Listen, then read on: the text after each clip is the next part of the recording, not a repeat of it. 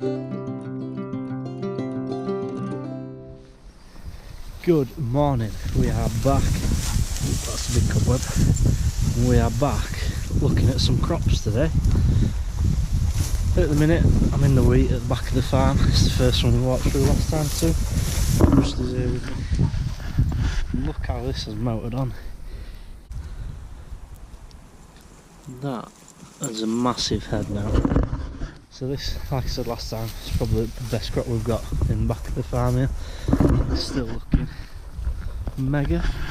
There's a bit of ryegrass in it that's come, but I don't think it's much to worry about because we'll spray it off the headlands anyway, because it's only on the headlands. We'll spray it off before we combine it, so that grass will be killed, and then we're going to get a light disc going to get it all chitted, and then we'll get it sprayed off again before we work it for next year's crop. So this field's looking good, really happy with it. And because we're down to pylon field that I'm a bit worried about. This is the issue with ryegrass. That is one plant. Look at the size of it. And look at all those heads. So if that goes to seed, and all them seeds drop off next year, that is a hell of a lot more ryegrasses. And that is hardly any seeds compared to what blackgrass gets like. If I find some of them, I'll show you that, because there's thousands of seeds per head on blackgrass, which is why that's such a big problem. More down south, to be honest, than it is for us, but we've got this to deal with anyway. So, just showing you ryegrass. This is a blackgrass, and look at all them seeds in there. There is thousands on every head. So easy to deal with in a crop, I would say, because like ryegrass, it blocks combines up, makes everything hard work. Your straw's a lot greener, but the amount of heads on a blackgrass plant, it just multiplies beyond belief. But now I am in the pylon field, which, like I say, I was a bit worried about the ryegrass problem in it. As you can see, this whole area is bad. It goes around that pylon there and down a bit, and there's a bit over there and there. But I don't know, I was wondering about coming down with the topper and topping all the ryegrass. Some of the worst spots it might be worth doing still, and then when it starts to come back through again and greens back up, get it sprayed off then. Just get it topped before the heads are viable seeds, because if you squeeze the seeds at the minute, they're still a bit soft, they're not quite ready. So yeah, this is definitely the worst field for me. This could probably be topped here, and then like I said, that bit it just sort of goes around there away from that pylon, and then a bit on the brow of that hill over there. I'll have a walk down with my dad, I think, and see what he thinks too. I'm in the other week now. It's thin, but I'm amazed how clean it is.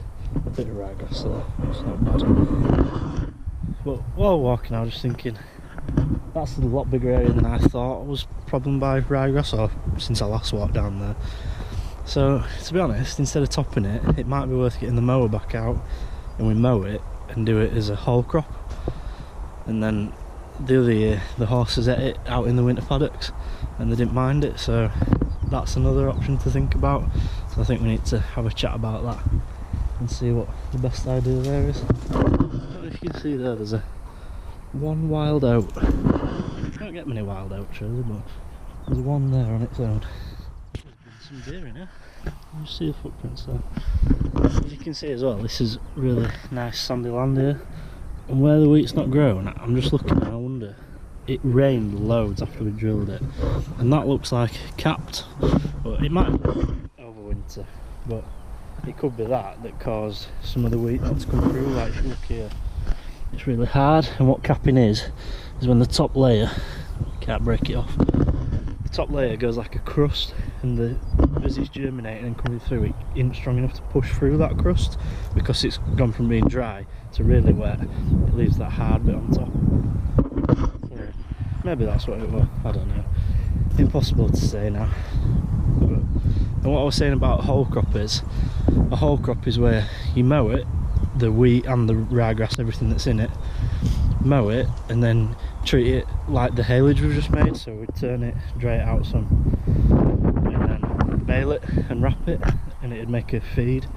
and if not for the horses, it could be sold then, and people use it for cattle. It's good for cattle. It's quite high nutritional value with having the wheat heads in it as well. So like I say, that's another option. So whether we use it ourselves or we could sell it, somebody might be interested in that, but the trouble is there's that much of that about. It's probably not worth that much because there's so many farms around here that are having to do that to try and sort the ryegrass issue, which just doesn't seem to be getting any better for anyone really. So yeah, that is another option, and that's what I mean by the whole crop. Down at the spring barley now, we're going to have a look at this.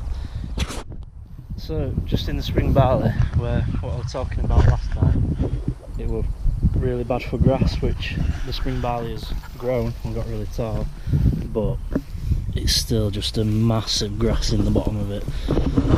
So we're really stuck for options with this. It's either spray off or whole crop again, but like I say, I've just explained the other issue with that is what do you do with it afterwards if we can't use it ourselves? What's it worth to sell? Could be nothing. But look how bad this is. It's just like an absolute carpet of grass in the bottom of it. That's going to keep coming through this spring barley. It's not thick enough to smother it. It's still getting the sunlight through, so that's going to keep coming, and it'll just absolutely annihilate the spring barley. It's sort of like, it's almost if it grabs onto it and it lays it all to the floor, and then when it comes to combining, it's still green, it's wet because it's on the floor. You can't pick it up with a knife. It's just absolute horrible to deal with. So yeah, this headland here is definitely going to need something doing with it, but it's impressive to see how much the spring barley's grown since over last year, because it's not long. Right, so the awns are out. These are the awns. The seeds there, they'll be filling now because the sunlight are filling them up, and then we keep getting the odd shower, so it's still got the moisture there. So weather-wise, should be really good for spring barley. Should get some good yields, which is a good thing considering what everything else looks like. But yeah, this grass is going to be a problem. This is where you can really see, this is the worst bit of the field here. You can see it's not as thick just here. It's really clayey, heavy land here. It's not very nice. And you can really see how much grass is in there. This is some brome as well that's coming in it. It's going to be a spray off and just lose altogether, or mow it for whole crop and try to salvage something out of it. Well, that's the issue we face with. You can put the money into mowing it, baling it, everything like that, and wrapping it, which is all a big cost because the plastic's expensive now, never mind the fuel and everything to do it. And it might not be worth anything, or you pay for the chemical to spray it off, which is also expensive, and you have nothing after that. So it's a real, I don't know, it's tough, because if you whole crop it, you have to spray it off anyway after, so it don't come back again. But if you spray it off now, you're not getting anything, but if you whole crop it, you might be losing money by doing it because it's costing more than it's worth. So yeah, it's a, I don't know, farming's tough. It's a tough choice to make. It's why it's getting so hard for farmers recently, especially with changes in policies and everything like that. I mean, this is, I started over there, and even this tram line here is full of grass. But yeah, with the whole SFI coming in and then the elections, that might all go anyway, and nobody really knows where farming's going to end up or how it can carry on. Well, it can't carry on.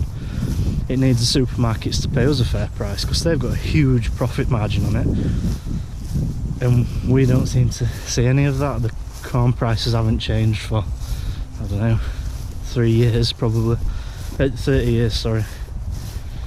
So I don't know, tough time for farming. Hopefully elections might bring something new and some change that makes it easier, but the way it's going, I can't see there being a future in it, which is why farms have to diversify like we have done with the grass cutting and deliveries. And you'll not see many farms now that are just farming because it just don't pay the bills. So after that sad little talk about the way farming's going, this is new grass, and look how much better this looks. Bit of barley in it there too, but should be getting a cut off that easy. Looks really well. But yeah, that'd be nice to do. And yeah, the other thing about farming, like I say, how tough it's getting, the price of machinery is absolutely crazy now. The grass that we mowed is starting to green up as well. Might get another cut off that if we're lucky. But yeah, you're looking at a tractor now. Abby's tractor is a TM, 150 horsepower. It's sitting at about 170, 180 at PTO when we had it dynoed. And to get a tractor like that now, if you wanted a brand new one, you're upwards of 100,000. And a farm like us, where do you find 100,000 when we're not really, it don't cover its costs. When you have a year like this, you're losing money. So how are you meant to carry on like that? I don't know. Like, people talk about keeping your machinery fresh so you don't have the big repair bills because it's all in warranty, but it's just crazy money. And then when you do get a breakdown, it's still crazy money. So you get your dealers out and it's pretty much £1,000 every time if something's gone wrong, minimum. So here I am in the winter barley, really changing now. It's coming golden, a few wild oats there, but it's to be expected when it didn't get any sprays really until now.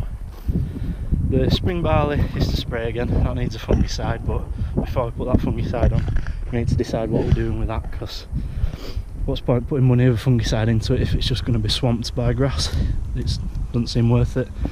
So, and then this headland's to spray off for this ryegrass and there's blackgrass and ryegrass. And then the beans are to spray again. I'll have a walk into there and see what's to spray on. This spring barley is a different story. Odd little ryegrass plant coming through in the tram line, which is to be expected. But that looks really well, and like I say, the weather is favouring it, so fingers crossed we'll get a good crop off this spear. Then we're into the beans, which are still looking thin, but we'll be able to spray again with a fungicide. We're getting a bit of, I think it's chocolate spot coming on. Yeah. So, like, look at that, it's a bit messy. So get them sprayed with another fungicide. And that should be it for the beans, but I'll get down here where they're a bit taller. You can see all the pods on them and how good they look. Look at these now, they're as tall as me. And if you look at the plants, all podded up. You can get one off. I can do this for now, try to get two. And they're the beans. So they're what will go hard, and they're what the combine separates from all that. But by the time these are ready to do, the plants will all be black, the pods will be black, and they'll be like a little, like a bit of a beige sort of creamy colour. They are massive at this end. I wish all field looked like this because it'd be right. We've not done bad out of them really, because they're a good break crop and the nitrogen fixing for beans, which means they have little nodules on their roots. I'm not going to pull any out and have a look because there's not many as it is. So yeah, nitrogen fixing, which means the little nodules on the roots drawing nitrogen from the atmosphere and put it back into the soil. So that means the next crop, which will be wheat after this, the nitrogen will be there for it straight away. It should get a good start. So yeah, we'll get this headland sprayed off as well where it's bad enough. And that has been an update on the farm, and then we're going to make a decision on what to do with the pylon field, and we'll see about that. So thanks again for watching. I'll see you in the next one. I hope it hasn't been too windy, but I will see when I get back and check the footage. But yeah, thanks again. Don't forget to like and subscribe, and we'll see what we do with that, like I say. So yeah, thanks again, we'll see you soon.